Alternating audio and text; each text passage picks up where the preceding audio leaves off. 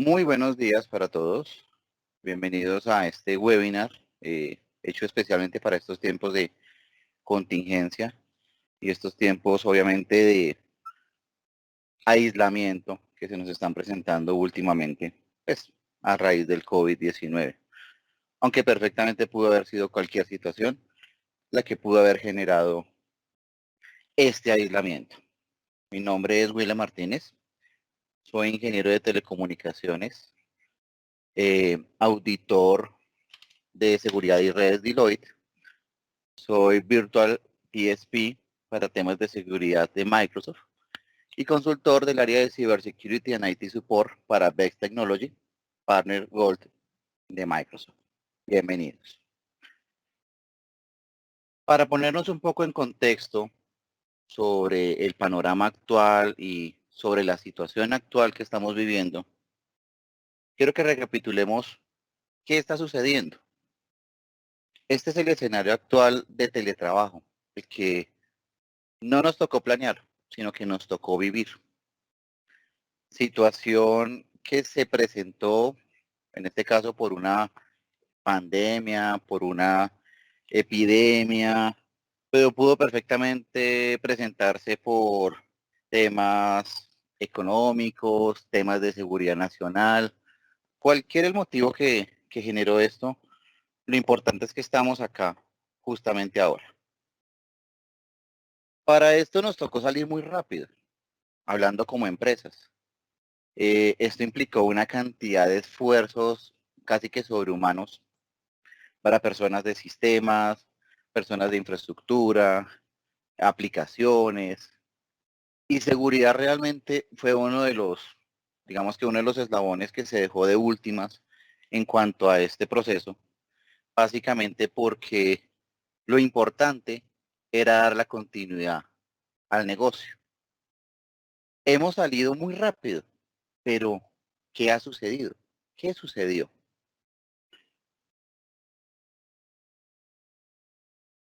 En este caso vamos a ver, este es como el escenario general de la actuación ante escenarios de pandemias a nivel mundial. Vamos a ver, por ejemplo, que hay una parte al lado izquierdo que es todo el tema de la revisión y actualización de planes y programas, que era donde originalmente las empresas podían tener todos sus planes de gestión de riesgos, de emergencias, de gestión de crisis, de recuperación de desastres, de continuidad, caso muy importante que en este momento estamos viviendo, que realmente lo que estamos viviendo es la continuidad del negocio y la resiliencia organizacional, es decir, la posibilidad de seguir a pesar de los eventos que estamos viviendo. Pero muchas de estas etapas de prevención, la prepandemia y la alerta, ¿qué sucedió? Cada empresa la vivió a su manera.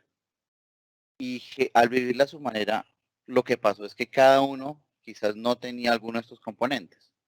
Se podía tener planes de emergencias, pero planes de emergencias enfocados a desastres naturales, enfocados a temas de incendios, temas de hurto, pero nunca ante una cuarentena. Teníamos temas de gestión de crisis, posiblemente enfocados hacia aplicaciones críticas de una organización, enfocados directamente hacia personal crítico, pero nunca enfocado a un cambio cultural como el que estamos viviendo. Recuperación de desastres. Pues esto realmente es un desastre de tipo económico que nos obliga a tomar otro tipo de acciones, ¿cierto? Pero planes de continuidad. Creo que muchas empresas, o cambiando el término más bien, muy pocas empresas, habían considerado el tema de teletrabajo dentro de sus esquemas de organización. ¿Por qué? Porque muchas empresas estaban acostumbradas básicamente al modelo, hey, yo pongo una persona trabajar en mi oficina, en un computador, en un puesto de trabajo conectado a mi red que yo administro y yo sé perfectamente lo que está haciendo, cómo está trabajando, cuánto tiempo está laborando y eso pues obviamente no se contemplaba. Y es aquí donde viene la parte de la activación y la ejecución de los planes. ¿Qué sucedió?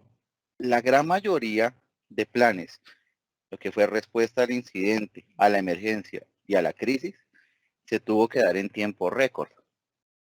Recordemos un poco la situación a nivel de Colombia, que este proceso, digamos que de salida al aislamiento, se dio en un tiempo muy corto, teniendo en cuenta que empezaron como decisiones contradictorias. Inicialmente fue el gobierno de Bogotá diciendo, vamos a hacer un simulacro de cuarentena.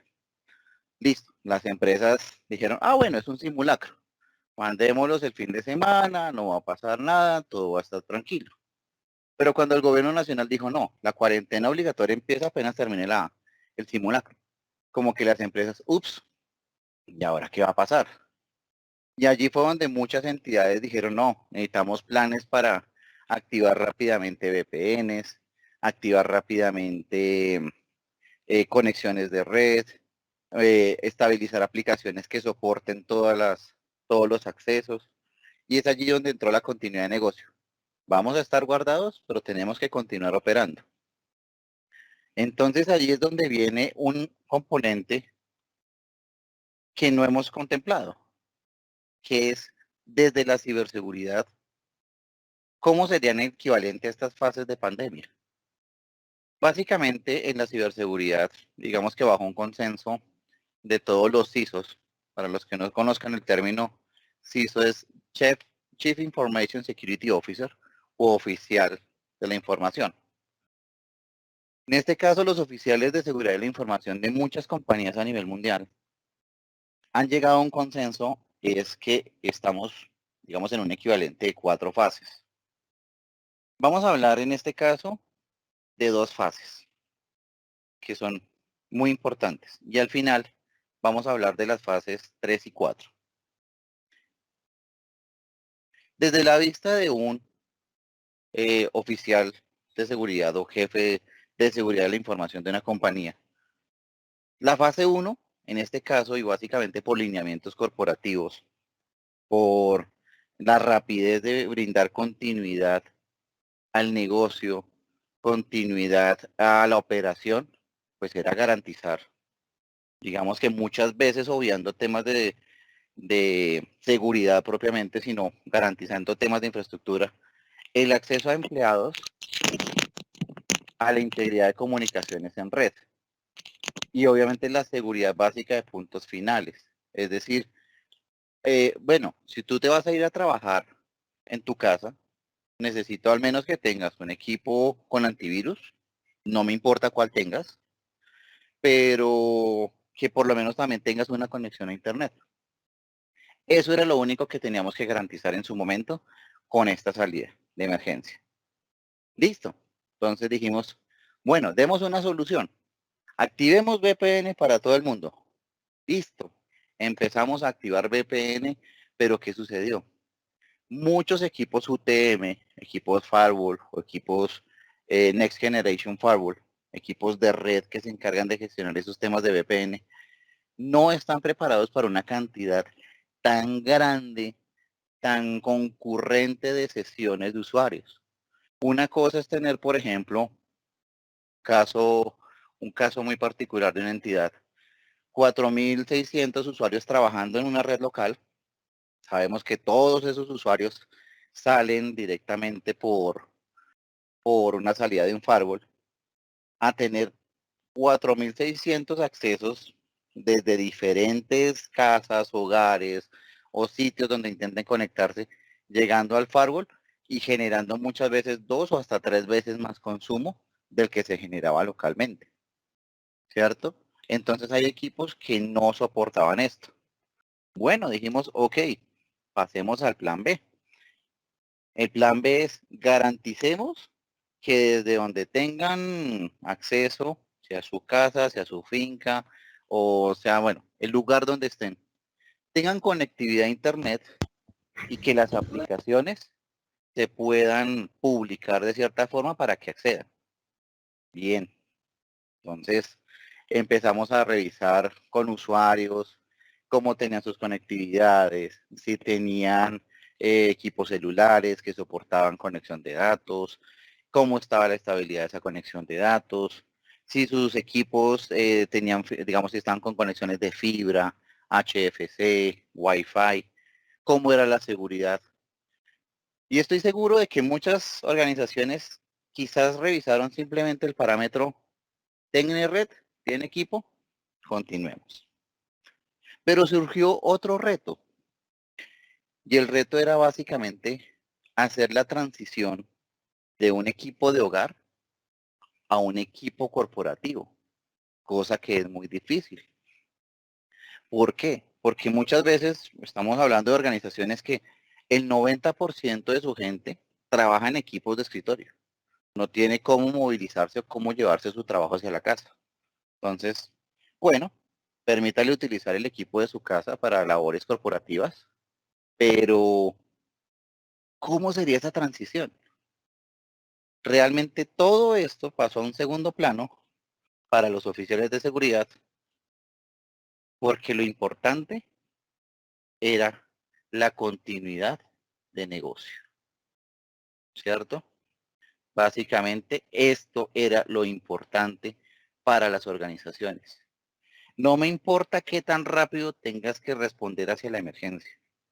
No me importa realmente qué tengas que hacer en cuanto a la recuperación de desastres o cómo tengas que manejar el manejo, cómo tengas que la opción de manejar esta crisis.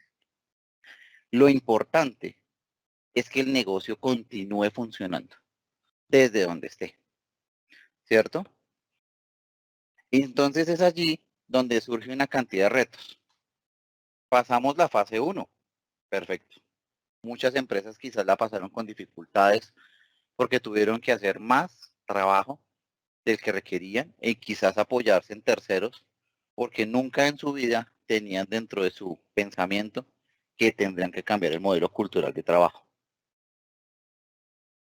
Después de esto sucedió una fase de estabilización en la cual empezaron todo el mundo, bueno, empezaron los problemas, básicamente, como por ejemplo que, no, mira, yo estoy trabajando remotamente, pero no me funcionan las aplicaciones. Bueno, empieza a revisar los permisos sobre las aplicaciones, cómo está la publicación de las mismas, los accesos, etcétera, etcétera, etcétera. Otros, por ejemplo, no, es que mi conexión a internet es lo suficientemente buena. Un tiempo para que pudiera hacer el upgrade de sus conexiones de internet.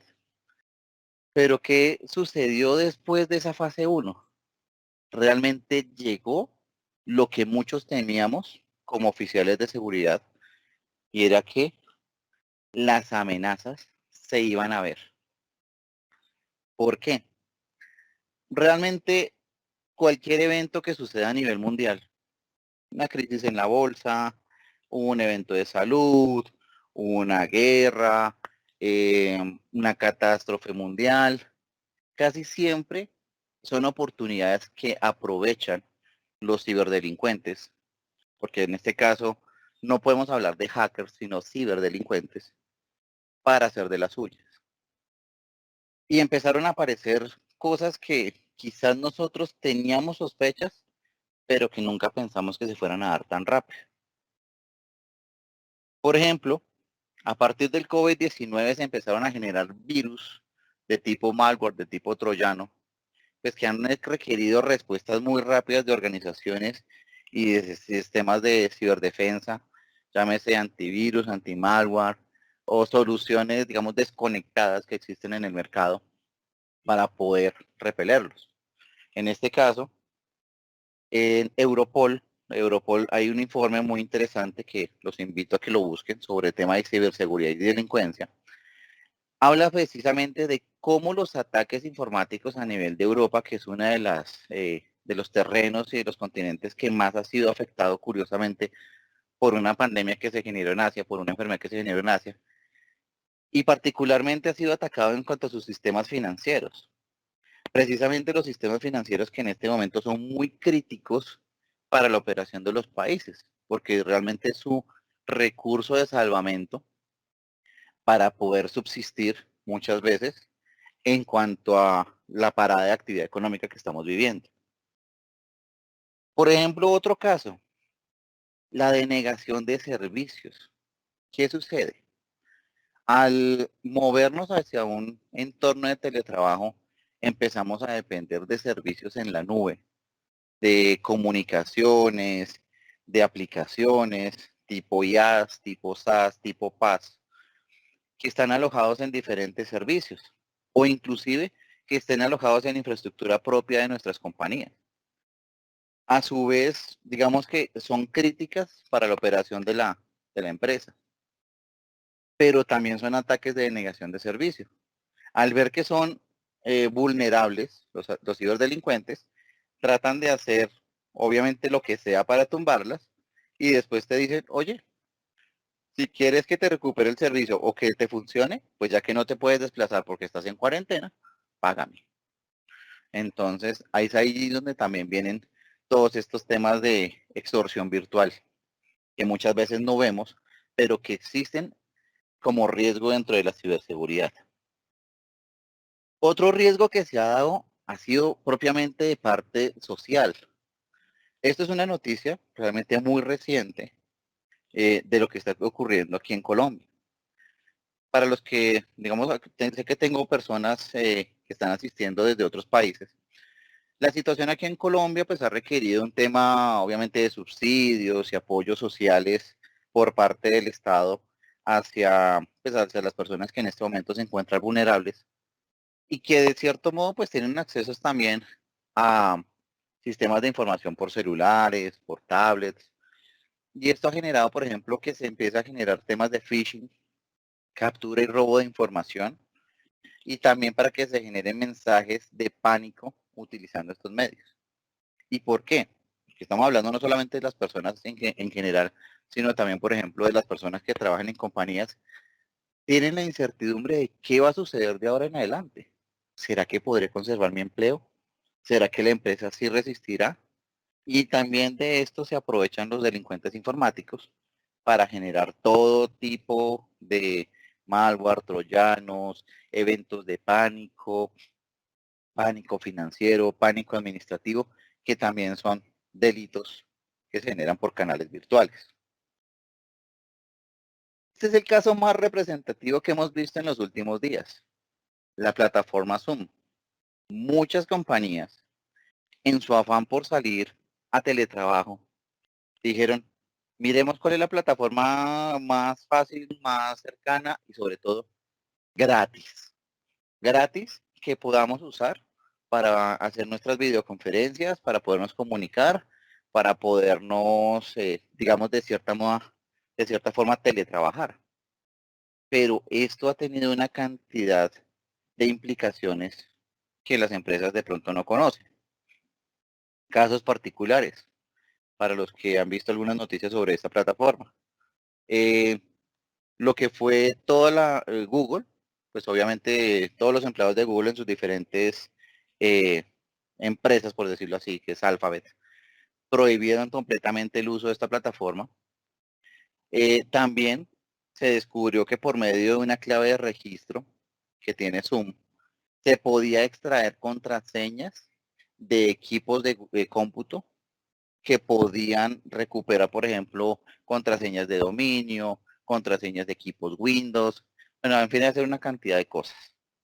Asimismo, hace poco, pues, hay una publicación donde se informa que se encontró en la Deep Web, que es la web profunda, la web que muchos de nosotros como oficiales de seguridad conocemos, pero que el usuario no conoce, que es un sitio muy, muy oscuro para temas de información, delincuencia, cosas así, una base de datos de 50 millones de usuarios de Zoom, que obviamente ha recopilado cantidad de datos, correos electrónicos, ubicaciones, direcciones IP, y esto básicamente eso es un caldo de cultivo para que los ciberdelincuentes puedan hacer de las suyas, ¿cierto?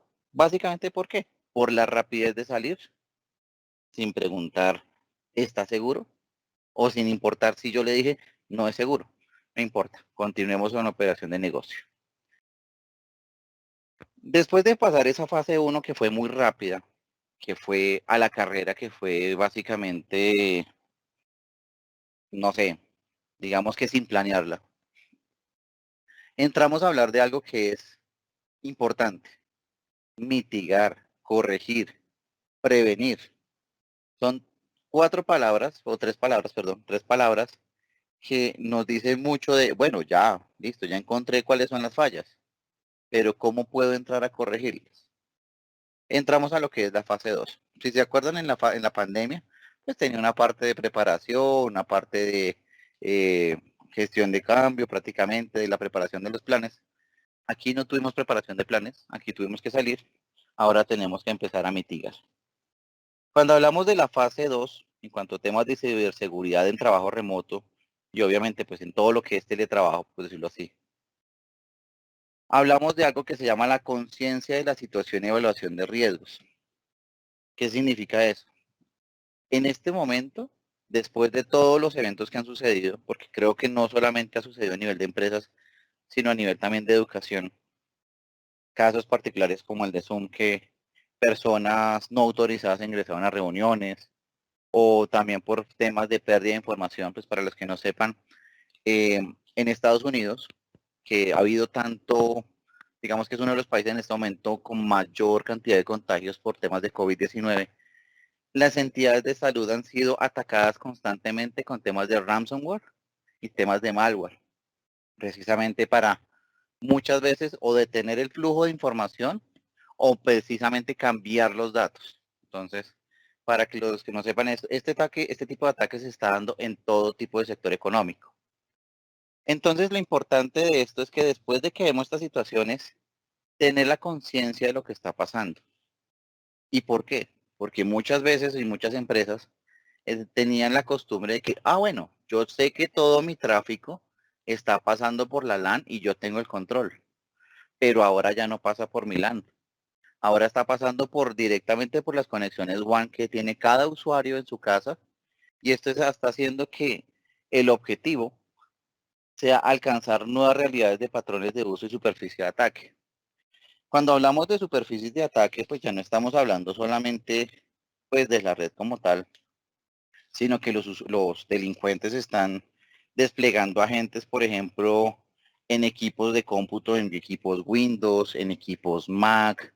Están tratando, por ejemplo, con el hambre de información sobre el COVID-19, tratando de plagar agentes ocultos mediante los cuales pueden también capturar información, pueden tener inclusive control ahora muchísimo más fácil de las máquinas, creando botnets, y eso está haciendo, obviamente, mella en toda la seguridad de la información. Es decir, nos estamos colocando los ojos en los temas de la salud, pero estamos mirando del otro lado que la seguridad de la información se descuidó totalmente.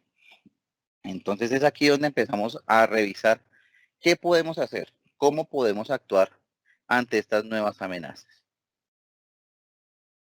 Como les decía de un principio, casi todos los servicios, por no decir que la gran mayoría de servicios, debido a la contingencia, tuvieron que moverse hacia la nube. Estamos hablando de nubes Azure, AWS, Google Cloud, IBM, Oracle. Pero ¿qué sucede? Los servicios en la nube requieren un nuevo enfoque de seguridad, ya que los usuarios están trabajando en sitio, están trabajando desde sus casas. Lo que estamos viviendo aquí es que la seguridad se convirtió de un entorno local a un entorno global, un entorno de nube. Entonces aquí hay unas cifras que deberíamos contemplar, pues, para poder tomar decisiones más hacia adelante. Por ejemplo, las empresas utilizan más de 1000 servicios en la nube, pero no nos damos cuenta, pero sí los hay. ¿Por qué no contemplamos este número? Porque es que muchas veces estas aplicaciones en la nube las vemos solamente desde nuestro entorno local, pero, por ejemplo, si un usuario con un dispositivo móvil corporativo utiliza Google Docs o utiliza Google Fotos para almacenar información, está haciendo consumo de servicios en nube. Si está utilizando, por ejemplo, Gmail, Outlook, Yahoo, está utilizando servicios en nube. Si estamos hablando, por ejemplo, de aplicaciones como Instagram, Facebook, WhatsApp, que el WhatsApp realmente es un servicio propiamente en nube, también está haciendo consumo. y está moviendo por ese lado información corporativa. Pero pues las empresas no tienen esta visibilidad. 73 por segundo. 73 registros de datos son robados cada segundo. Y en cuanto a 73 registros, hablamos, por ejemplo, números de identificación, estamos hablando de direcciones IP, MAC de equipos, archivos confidenciales. Es muchísima, muchísima la información que se está robando cada segundo. Si, digamos, alguien que conoce temas de seguridad quisiera explorar la Deep Web, la sorpresa que se llevaría en cuanto a material robado sería mayúscula. Hay equipos, obviamente, a nivel mundial encargados de esos temas de seguridad, como el Microsoft Security Center, que es un centro de seguridad especializado de Microsoft, o también entidades propiamente del gobierno. Por ejemplo, a nivel Colombia existe CAI Virtual, que se encarga de verificar todos estos temas de amenazas digitales, y también existen entidades propiamente, por ejemplo, sistemas de la DIGIN y de la SIGIN, que se encargan de estos delitos virtuales. Hablamos, por ejemplo, que solo en el último año, estamos hablando de estadísticas 2019, aumentó las amenazas en cuanto a temas de nube y SaaS, servicios soportados en nube, en un 28%. Y eso que fue en las estadísticas del último año. Si ahorita sumamos esas estadísticas a lo que está sucediendo con el COVID-19, podríamos decir perfectamente que esto fácilmente puede aumentar en un 75%.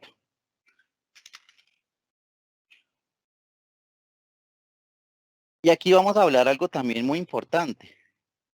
12%, solo el 12% de los equipos de tecnología de la información entienden cómo un registro de protección de datos personales afecta sus servicios en la nube. Cada país tiene esquemas de protección de datos. Colombia tiene su protección de datos. Europa, a nivel de Unión Europea, tiene su protección de datos para usuarios de Comunidad Europea.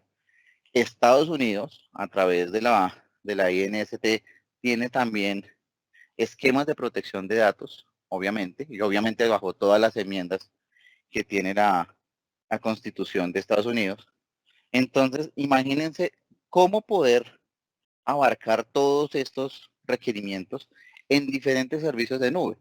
SharePoint Online, Facebook, Salesforce, GitHub, SAP, Adobe, Google, AWS, Twitter, una cantidad de servicios en nube que muchas veces no contemplamos y que ni siquiera tenemos dentro del alcance o inclusive dentro de nuestro conocimiento.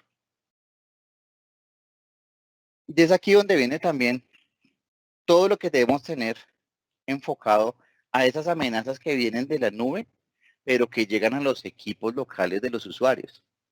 Hablamos, por ejemplo, de usuarios maliciosos. Si antes teníamos el control, entre comillas, de esos usuarios en los cuales decíamos, oye, yo quizás no confío mucho en él, pero como está pasando la información por mi red, yo tengo todo el control. Ahora que está pasando por la WAN, ¿qué va a pasar con esto? O por ejemplo, yo antes sabía que tenía un firewall perimetral y sé que tenía una solución de anti-malware directamente en mi firewall, que si llegaba algún tipo de malware, entonces lo detenía y no llegaba directamente a la estación del usuario. Pero ahora, ¿cómo hago para proteger esto si ya la estación del usuario donde está trabajando la información de la empresa es la misma de la casa? Igualmente con el ransomware. Los usuarios, ¿qué sucede? Empiezan a bajar la información. Ah, bueno, yo estoy trabajando en el computador de mi casa, yo la bajo toda mi disco duro, pero si ese disco duro es víctima de ransomware, perdí todo mi trabajo. ¿Y por qué? Porque muchas veces también las empresas no tienen la conciencia de que esto se puede trabajar en línea. Diferentes sistemas de almacenamiento en línea y que permiten trabajar, por ejemplo, documentos de Word, de Excel, de PowerPoint, que permiten trabajarlos y guardarlos en repositorios seguros que tienen toda la protección del caso. Aplicaciones no autorizadas que acceden a sus datos. El típico, estoy buscando información sobre el COVID-19 y me llegó una ventana, me apareció una ventana emergente donde dice, si quieres tener información de primer nivel todos los días, da clic en el siguiente enlace. y al darle clic en ese enlace te baja una aplicación X que empieza a acceder a tus datos de forma oculta. La exfiltración de datos, algo muy importante.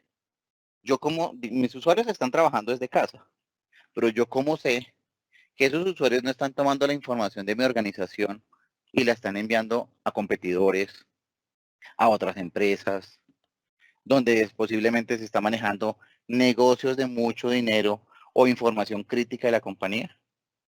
Hay sistemas que nos permiten acceder a proteger esto y ahorita los vamos a ver un poco a detalle. Y el tema de las cuentas comprometidas. Ahora más que nunca es cuando empieza a aplicar el tema de las contraseñas. Los usuarios le tienen mucho pánico. Oye, es que esa contraseña es muy difícil. Es que acceder a esto tiene mucho problema. Pero las cuentas, en cuanto más sencillas o más comunes sean las contraseñas, se vuelven comprometidas. Entonces, los atacantes obtienen esas credenciales y perfectamente pueden empezar a escalar y acceder a equipos y aplicaciones críticas dentro de nuestra compañía. Vamos a hablar entonces en este caso como una herramienta de protección que nos permite ayudar a tener esa visibilidad para los oficiales de seguridad y las personas de seguridad, que en este caso vamos a apoyar a las gerencias a tomar decisiones de lo que está sucediendo. En este caso existe algo que se llaman los CASB o los agentes de seguridad de acceso a la nube. CASB significa Cloud Access Security Broker. ¿Listo? Básicamente, ¿qué se encarga de gestionar un CASB?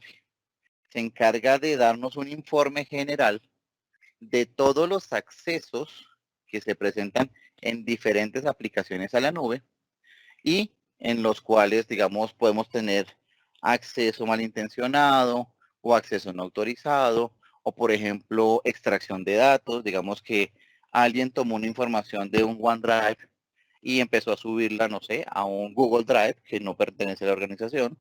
Entonces, mediante un CASB puede empezar a ver todos esos tipos de movimientos. Adicionalmente, aparece algo que se llama el Shadow IT o el IT de las sombras. ¿Qué significa esto? Que los oficiales de seguridad, pues podemos ver hasta cierto punto, lo mismo las personas de infraestructura, pero hay cosas que se quedan en los equipos. Y es acá donde estas herramientas nos ayudan a visualizar o a hacer, digamos, a develar todo aquello que no vemos. Entonces, mediante esta aplicación, mediante un CASB, podemos ver todo lo que son directivas de seguridad a servicios en la nube. Se pueden conectar a aplicaciones como Amazon, como Google, diferentes nubes que existen para verificar estos accesos. En este caso, los 10 mejores proyectos de seguridad para empresas en 2019 incluyeron el CASB como un elemento importantísimo para develar todo esto. Y en este caso, Microsoft tiene un cubrimiento del más del 30% en estos temas de CASB. El producto que ofrece Microsoft se llama Microsoft Cloud App Security, para los que quieran buscarlo, y es un producto que está incluido dentro de la suite de seguridad Enterprise Mobility Security o EMS.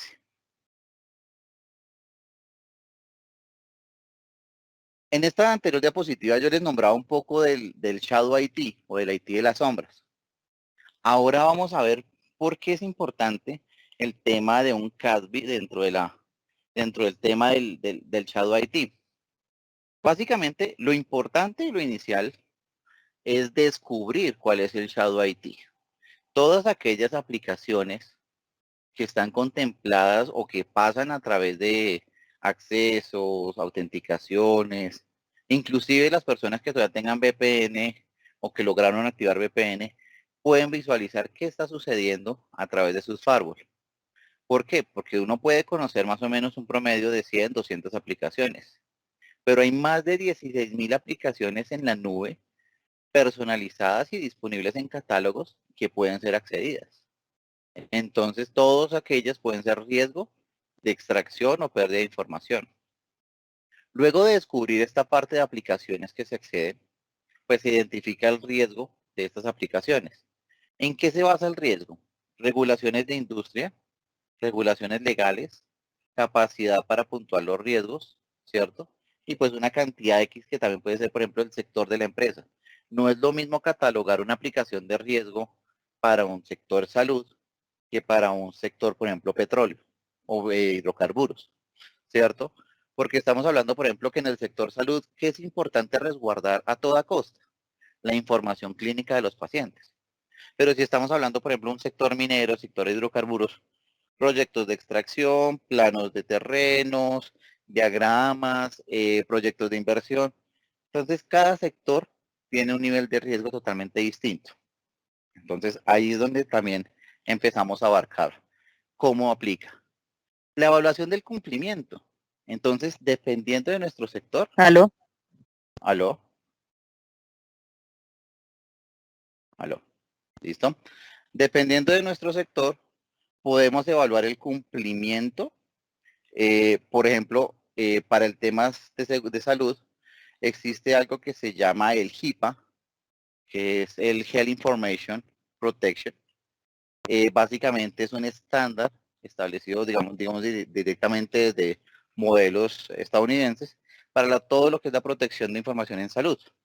Y el RGPD, o el Sistema de Protección de Información para Usuarios de la Comunidad Europea, ¿cierto? Pero también podremos aplicar ISO 27001, ISO 14000, diferentes estándares. Por ejemplo, hay unos estándares para dispositivos médicos, otros estándares para temas de información productiva que podemos aplicar allí. Analizar el uso. Con una aplicación, por ejemplo, un CASB, podríamos comprender los patrones de uso. Entonces, oye, tengo un usuario que está consultando mucha información y está descargando información a su equipo de OneDrive, de SharePoint, de Dropbox. ¿Qué está haciendo? Y podría empezar a tener una visión general de qué está sucediendo en qué máquinas, con qué direcciones IP, para poder empezar a generar gobernanza en las aplicaciones, que es algo que todas las empresas quizás no conocen, pero que pueden hacer. ¿Qué significa una gobernanza? Por ejemplo, yo puedo establecer que estas aplicaciones que son de tipo crítico solamente se puedan acceder desde equipos que estén logueados al directorio activo de la compañía, que estén inscritos en el dominio, o también podría establecer horarios de acceso, podría establecer doble factor de autenticación, permitiendo que sea una aplicación más segura. Podría tener temas de single sign-on, es decir, que se identifiquen con un solo usuario, una sola contraseña, o inclusive yo podría bloquearlos de la red. Es decir, bueno, es que está intentando ingresar a Mega para subir unos archivos. Oye, Mega no es una aplicación autorizada, te bloqueo el acceso. ¿Listo? Entonces todo esto puede manejarse desde acá y a su vez podríamos tener un tema de monitoreo continuo. ¿Qué significa este tema de monitoreo continuo? Que yo puedo ir revisando todo esto cíclicamente para tomar decisiones e informar a lo que son las juntas directivas de la empresa cómo está la protección de la seguridad, la información, la protección de la información de nuestra compañía. Entonces, aquí hablamos de la fase 1, descubrir, identificar. Fase 2, evaluar y analizar. Fase 3, administrar y generar un monitoreo continuo. Este es un estándar, ¿no? Esta es una primera parte que es el CRUD App Security. Vamos a hablar, por ejemplo, de proteger archivos confidenciales en la nube. ¿Qué sucede muchas veces con los archivos que bajan los usuarios? No están protegidos. Entonces es acá donde podemos hacer que un usuario, un equipo y un documento se proteja sin importar a donde quiera que vaya. ¿Qué significa esto? Yo puedo generar un archivo en Word. Yo sé que ese archivo tiene información, por ejemplo, historia clínica. Entonces, mediante una aplicación que se llama Azure Information Protection, yo podría perfectamente clasificar automáticamente este documento como confidencial, ¿cierto? Y aplicarle una etiqueta de clasificación para proteger el archivo. ¿Qué va a suceder con esto? Que el documento va a quedar protegido y va a quedar clasificado. Entonces aquí entramos en dos terrenos que muchas veces tampoco se contemplan. La gestión documental y la clasificación de documentos en las compañías. Muchas empresas ni siquiera saben qué es confidencial nunca saben qué es nivel interno o qué es nivel público. Y es acá donde también a través de un proceso de consultoría se puede a través de estas aplicaciones ayudarles a construir este modelo de gobernanza de datos en las compañías. Entonces, en este caso, aplicaría la etiqueta para proteger el archivo. El usuario puede compartir esto con usuarios externos, pero ¿qué sucede? Como esto establece una serie de permisos por la clasificación del documento, en este caso confidencial, así él intente compartirlo con usuarios externos, ya sea con una USB, con un disco duro, enviándolo por otro correo que no sea el de la organización, o inclusive transfiriéndolo por Facebook, por WhatsApp, por algún medio de transmisión, el usuario externo no va a poder acceder a esta clasificación de archivo, obviamente porque no está incluido ni dentro de la clasificación de la empresa y mucho menos para desbloquear la protección del archivo. Y esto no solamente termina ahí, sino que el usuario, en este caso, al hacer esta acción, que es no permitida, lo que permite es que se genere una alerta directamente al administrador de seguridad para que le indique, oye, hubo una violación en cuanto a la protección de datos y necesitamos que tomes acciones. Obviamente esto también se va a repercutir, repercutir en cuanto a acciones gerenciales, posiblemente, no sé, una investigación interna o inclusive una sanción directamente hacia el empleado que intentó hacer esto. Pero precisamente son medios de proteger la información, porque recordemos que el eslabón más débil en cuanto a toda la cadena de seguridad de la información o cybersecurity viene siendo el usuario. ¿Listo? Entonces aquí básicamente mostramos este elemento de protección de información. Ahora vamos a hablar de algo muy importante que es el acceso condicional. Estamos hablando básicamente hace unos minutos que todas las aplicaciones se están moviendo hacia la nube, ¿cierto? Pero ¿qué pasa con esas aplicaciones? Yo necesito tener seguridad de que se están accediendo bien. Entonces, puedo tener diferentes niveles de autenticación. Puedo estarme autenticando por un directorio de Azure, por una DFS, por una cuenta de Microsoft, por un Google ID. Puedo tener diferentes sabores, diferentes estilos. Asimismo, puedo tener accesos de dispositivos Android, Mac, iPhone, dispositivos Windows. Y puedo tener acá herramientas como Windows Defender ATP, que es una herramienta de protección para endpoints. Puedo tener localización, es decir, esta información puede estar siendo accedida desde Colombia, Argentina, Chile, Panamá, Ecuador, o puede estar siendo accedida directamente desde la red corporativa. Entonces tengo diferentes condiciones que me pueden establecer controles de seguridad para estos accesos. Por ejemplo, si es un empleado socio, si tiene un rol en particular, si es un dispositivo de confianza, cuál es la ubicación del usuario, cuál es la aplicación cliente, el método de autenticación que está utilizando el usuario para poder acceder. Y sobre esto poder tomar decisiones en tiempo real. Tenemos un sistema que se llama acceso condicional, que se basa en Azure Active Directory, en las soluciones de seguridad de Microsoft, que permiten todo el tiempo un aprendizaje continuo. Está consumiendo aproximadamente 40 terabytes de información sobre temas de controles de acceso para poder gestionar decisiones en cuanto a temas de políticas, tomar en tiempo real decisiones sobre la evaluación de estos controles y a su vez establecer niveles de riesgo, haciendo que las políticas que nosotros configuremos en una empresa sean eficaces. Entonces, por ejemplo, en este caso es un riesgo bajo y lo que permitiría básicamente es, de acuerdo a esos controles, establecer si permite o bloquea el acceso. Si, por ejemplo, requiere un acceso MFA, un doble factor de acceso, si el usuario está forzado a cambiar la contraseña, o, por ejemplo, si debe bloquear la autenticación heredada. Es decir, no, señor, vuelva a ingresar la contraseña porque yo no le reconozco autenticación heredada. Y esto aplica para diferentes servicios.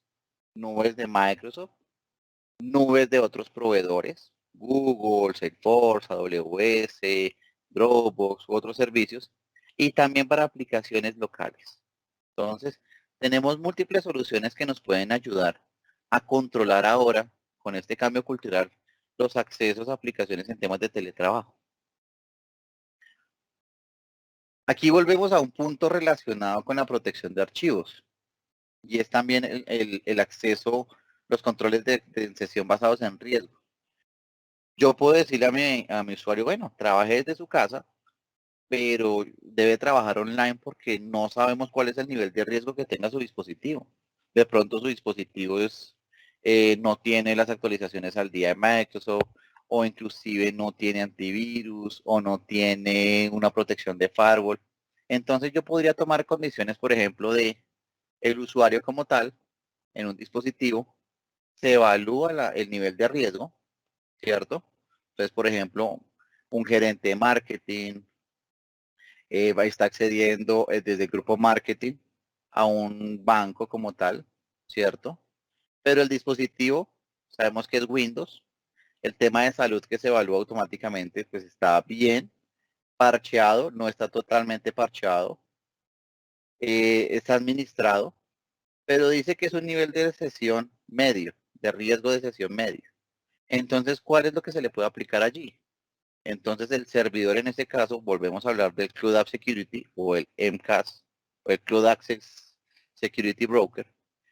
Podemos entrar a tomar decisiones, por ejemplo, en este caso, que la información aquí sea manejada directamente como un control de acceso múltiple condicional o MFA, para que posteriormente sí le permita acceder a la información, pero que le proteja la descarga. ¿Qué significa esto? Si usted va a descargar algo, se lo voy a etiquetar para que proteja la información y no vaya a tener riesgos. Entonces, fíjense la importancia de estos sistemas de protección de información. En general, en cuanto a todo el esquema de Microsoft, tenemos múltiples soluciones que se encargan de gestionar diferentes frentes de seguridad. En cuanto hablamos de identidad de acceso basado en roles, autenticación multifactor, gestión central de identidades, protección de identidad, es decir, prevenir que nos roben nuestras credenciales, gestión de identidades privilegiadas, y esto es importante porque sé que con muchas empresas pueden tener 5, 10, hasta 20 administradores globales he visto en algunas compañías, cosa que no es recomendable. Y con esto se puede establecer una gestión escalonada de esas identidades privilegiadas. En cuanto a temas de aplicación, aplicaciones y seguridad de datos, cifrado, computación confidencial, gestión de claves, gestión de certificados, protección de la información, que lo vimos con Azure Information Protection. En cuanto a temas de seguridad de red, protección de denegación de servicios, en este caso varias nubes tienen ese servicio, en este caso Azure también cuenta con ese servicio. Next Generation Firewall o Firewall de última generación, Firewall de aplicaciones web o WAF, que muchas personas conocen como WAF simplemente, la conectividad de empresa, segmentación de redes, anti-malware, protección y detección basada en inteligencia artificial, algo importantísimo, y protección de amenazas a temas de SQL injection, intentos de query maliciosos, seguridad de información de Internet de las cosas, pequeños dispositivos conectados a Internet. Y este que es muy importante para los agentes de seguridad y las personas que trabajan con temas de seguridad de la información, la gestión de la seguridad. Digamos que es importantísimo que acá hablemos de que la gestión de la seguridad de la información depende de todo lo que nos está alimentando estos sistemas. Aquí perfectamente podemos tener que todos estos sistemas están alimentando una gestión de registros, una evaluación de la postura de seguridad, una política y gobernanza que podemos aplicar en las compañías, a acogernos a los cumplimientos de los reguladores, en este caso, ya sea que nos gestionen ISO 9000, salud, Comunidad Europea, y algo también importante, que se puede tener acceso a un SIEM o un sistema de información y eventos de seguridad para poder tomar decisiones en cuanto a todos estos eventos, en cuanto a todos estos registros y hacer más fuerte nuestra postura de seguridad. Todo esto apoyado directamente temas con Microsoft y con partners, que en este caso Vex Technology es partner de Microsoft. Básicamente aquí para concretar un poco, les dejo estas preguntas importantísimas pues, para que ustedes las evalúen en cada uno de sus entornos. De acuerdo a su organización, ¿cómo puede estar preparado para las amenazas avanzadas? ¿Pueden detectar actividades sospechosas en su red? Si es un sí, pues ¿cómo lo están haciendo? Pero si es un no, ¿cómo podrían hacerlo? ¿Cómo sabe si las credenciales que tiene han sido comprometidas? Entonces, aquí viene también otra pregunta, es, si las credenciales que tiene han sido comprometidas, ¿cuál es su plan de acción? ¿Cómo usted actúa ante eso? Pero si no lo sabe, ¿cómo podría tener acceso a esa información importantísima para proteger su organización? ¿Con qué rapidez puede corregir las amenazas avanzadas? Es decir, ¿tendría que tomar varios días investigando qué sucedió? O inclusive yo podría tomar decisión en cuestión de segundos. O inclusive podría parametrizar una plataforma como Cloud App Security para que tome decisiones en tiempo real y me proteja la organización. Y esta también es muy importante. ¿Cómo protege a sus usuarios de amenazas de correo electrónico? ¿Por qué? Porque acuérdense que en este momento muchas personas están trabajando desde las casas. Es decir, que ya no tienen una protección de malware, una protección antivirus directamente en sus hogares. Entonces, es acá como viene este tema de cumplimiento. Vamos a pasar a una siguiente slide, que en este caso vamos a hablarles un poco de Vex Technology. Voy a darle el paso a mi compañera Pilar Luque, que es gerente de cuentas para Vex Technology, para que les hable un poco de la compañía. Pilar, te cedo el paso. Gracias, William. Bueno, muy buenos días para todos. De antemano agradezco su participación en este webinar. Como bien lo decía William, mi nombre es Pilar Luque, gerente de cuenta de Vex Technology. Y quiero tomarme 5 minutos para comentarles un poco de quiénes somos y toda la serie de soluciones que también tenemos para ustedes en diferentes áreas o diferentes tecnologías. Entonces, comienzo por contarles que Vex Technology es una compañía 100% colombiana. Tenemos presencia en Bogotá y Sogamoso, aquí en Colombia, y en la ciudad de Panamá también tenemos presencia. Somos partner Microsoft y Amazon, con quienes apalancamos nuestras soluciones tecnológicas. Contamos con un personal interdisciplinario, profesional experto y certificado en diferentes tecnologías. Esto nos ayuda a garantizar el conocimiento y la experiencia para nuestros clientes. Vex Technology cuenta con diferentes áreas especializadas que entrega soluciones tecnológicas a la medida de las necesidades de nuestros clientes. Dentro de estas áreas o unidades, y como ya lo pudimos ver en la presentación que William nos estuvo dando, está la unidad pues de Cybersecurity and IT Support, que es donde se reúnen todas estas soluciones de implementación de herramientas de seguridad y en donde pues digamos que se hace un entendimiento previo de todas esas necesidades o todo ese estado actual de las compañías para poder determinar esa solución específica que les vamos a entregar. Sin embargo, también dentro de esta unidad también contamos con servicios de soporte especializado para toda la plataforma Microsoft. Entonces, allí también, digamos que está esta otra ramita de servicios profesionales.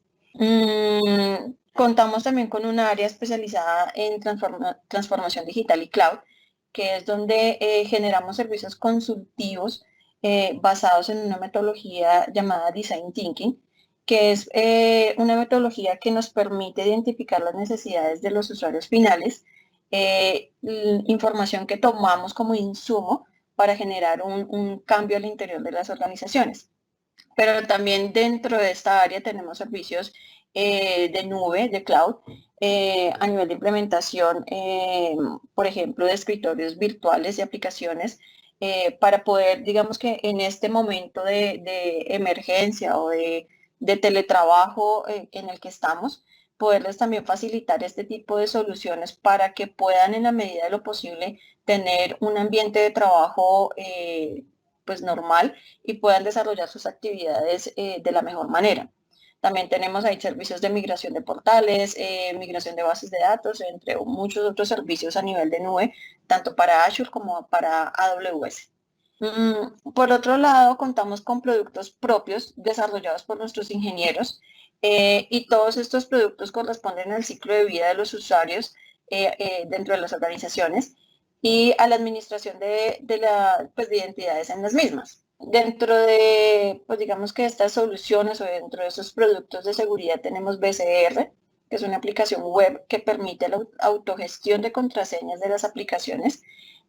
También tenemos, por ejemplo, BRM, que es un producto que ofrece una solución para la administración y el control de acceso a las aplicaciones de las organizaciones basado en roles.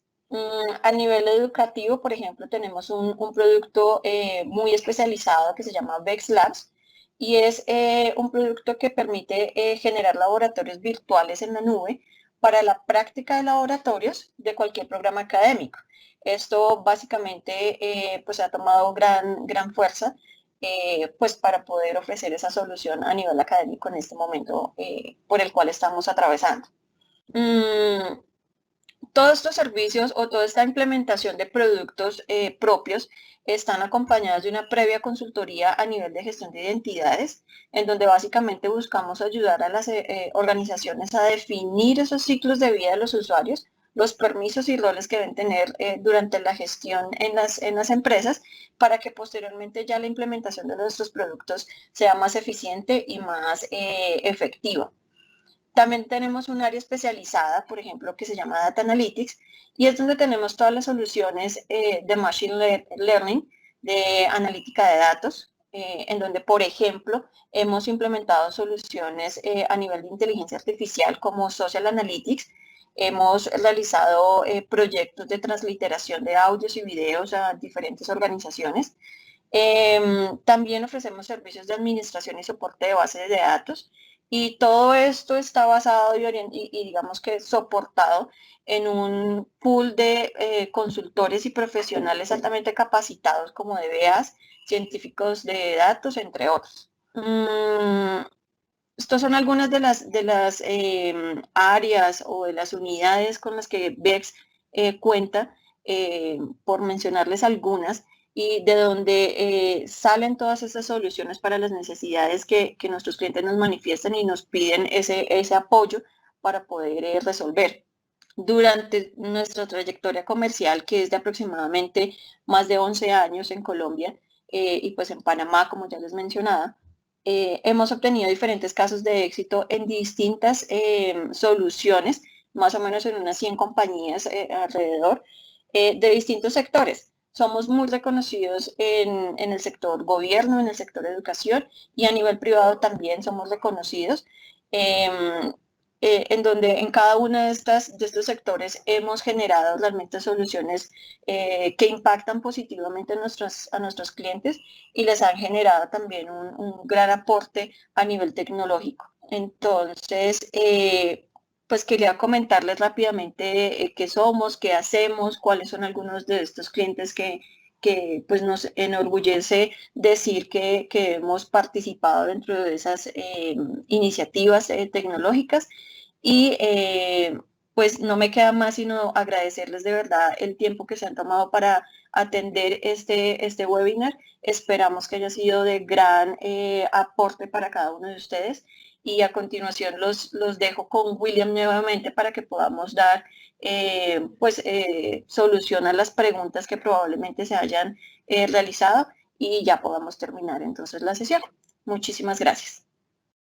Gracias, Pili. Bueno, hay un espacio para preguntas. No sé si las personas alcanzaron a colocar preguntas dentro del cajón. En caso tal que de pronto quieran hacer un contacto o quieran de pronto que les ayudemos en cuanto a las asesorías de fase 3 y fase 4, que como les comentaba es presentar los temas de seguridad ante juntas directivas y proceder a implementaciones de productos de seguridad, pueden contactarnos directamente.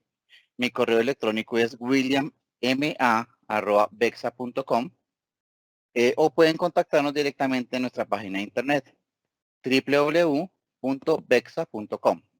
bextsa.com y allí, mediante un chat, podemos perfectamente iniciar un proceso de consultoría, un proceso de asesoría para cada uno de ustedes y poderles ayudar en todos estos requerimientos de seguridad, de compliance que se vienen después de todo este revolcón cultural digamos que por culpa del COVID-19. No sé en este caso, no sé si tengamos preguntas. Jorge, ¿tú me confirmas si tenemos preguntas?